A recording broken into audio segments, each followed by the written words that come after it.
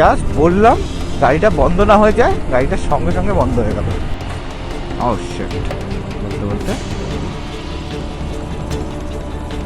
আবার বন্ধ হয়ে গেছে। একটা বন্ধু এসে আমাকে এতটা টো করে দিল, আমি জানতামই না এখানে আরেকটা সার্ভিস সেন্টার আছে।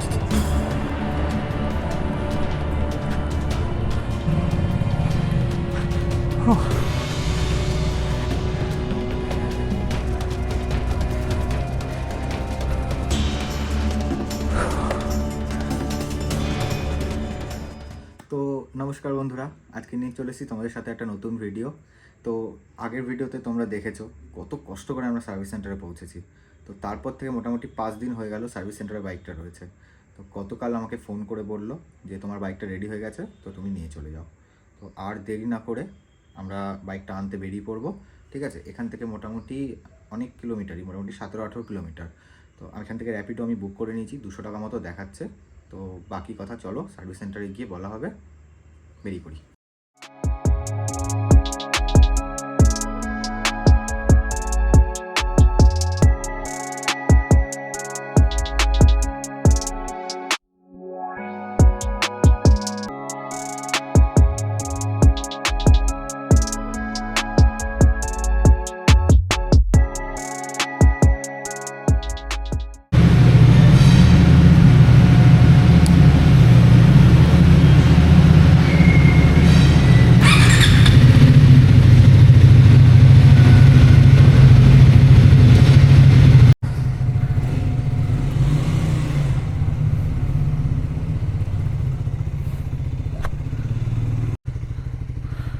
তাহলে আলটিমেটলি গাড়িটা পেয়ে গেলাম হাতে।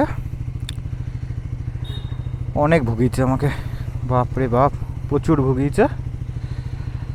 এখন সার্ভিস সেন্টার থেকে বাড়ির দিকে রওনা হলাম। তোমাদের রাস্তায় সব কিছু আমি বলবো, কি প্রবলেম হয়েছিল, তারপরে কি হয়েছে, সব কিছু আমি বলবো। তো চলো যেতে যেতে কিছু কথা বলবো, বাকি বাড়ি গিয়ে তোমাদেরকে সব কিছু বলবো। তো বন্ধুরা, সার্ভিস সেন্টার থেকে বেরিয়ে এখন আমাকে সবার ফার্স্টে যেখানে যেতে হবে সেটা হচ্ছে ফিউল পাম্প, কারণ গাড়িতে একদম তেল নেই। এবার যদি গাড়ি বন্ধ হয়ে যায়, এবার তেলের জন্য বন্ধ হবে। এবার দেখা যাক ফিউল পাম্প এখানে কোথায় পাওয়া যায়। উল্টো দিকে যেতে হবে এবার আমাকে, ইন্ডিয়ান অয়েলের পাম্পে।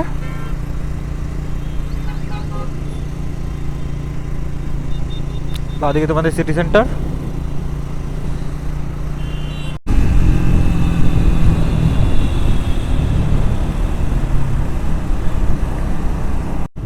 তবে সার্ভিসিং করানোর পরে গাড়ি কিন্তু খুব সুন্দর চলছে, পুরো একদম নতুন হয়ে গেছে গাড়ি।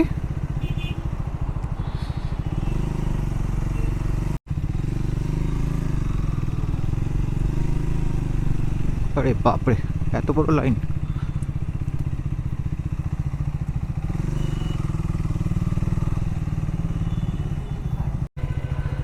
তো ফিউল পাম্প থেকে তেল ভরিয়ে এবার বেরিয়ে গেলাম আমরা।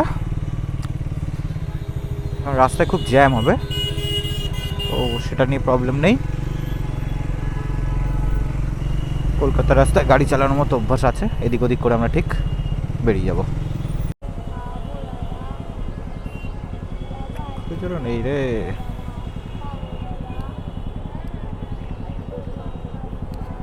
কেন রাখ।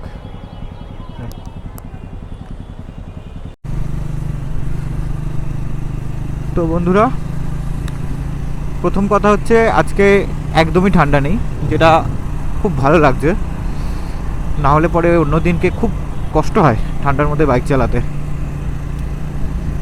তো এখন সার্ভিস সেন্টার থেকে বাড়ির দিকে যাচ্ছি, আর রাস্তায় বিশাল বড় জ্যাম ছিল। তো সেটা কোনোভাবে ক্রস করে আমি এখন একটু ফাঁকা রাস্তায় আছি।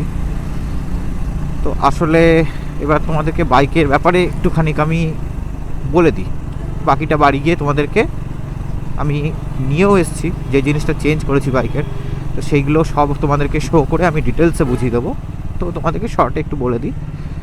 তো আর্মেচার বলে বাইকের একটা পার্টস, সেটা আমার খারাপ হয়ে গেছিলো।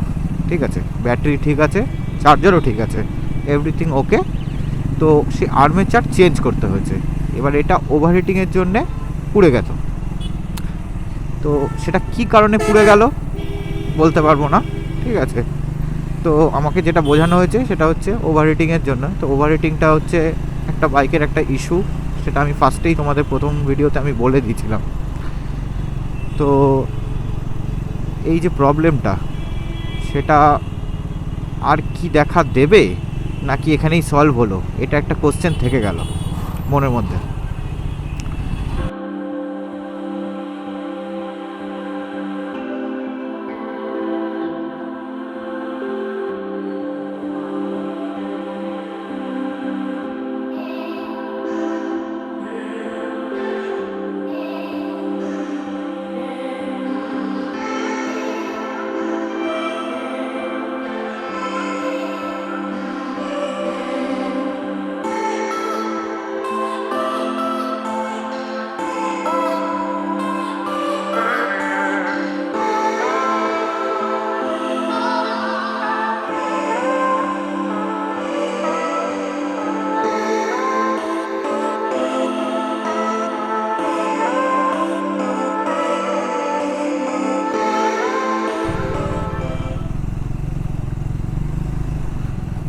তো কথা বলতে বলতে আমি বাড়ির সামনে প্রায় পৌঁছেই গেলাম।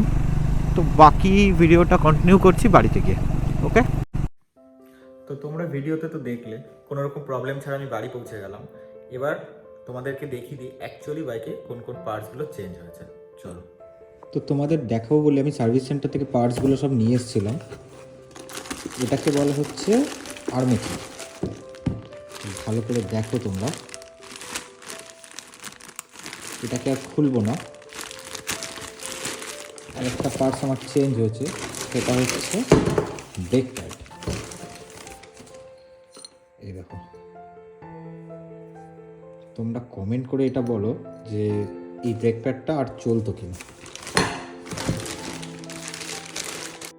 তো অ্যাকচুয়ালি আমি সার্ভিস সেন্টারে জিজ্ঞাসা করেছিলাম যে এই প্রবলেমটা আর কারোর সাথে হয়েছে কিনা।